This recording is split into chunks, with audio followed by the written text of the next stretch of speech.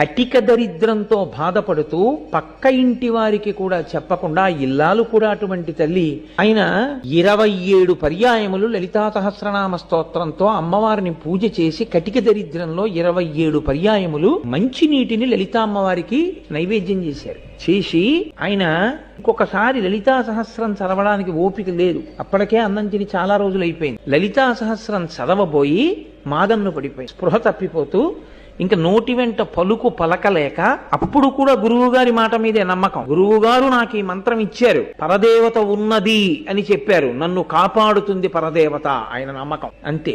ఆయన సొమ్మసిల్లిపోయారు పూజామందిరం. పరదేవత నిజంగా వచ్చి కూర్చుని ఆయన తల ఎత్తి చేత్తో పట్టుకుని పాయసాన్నం తీసి ఆయన నోట్లో పెట్టి పసిబిడ్డకి తినిపించినట్లు తినిపించారు అంతే.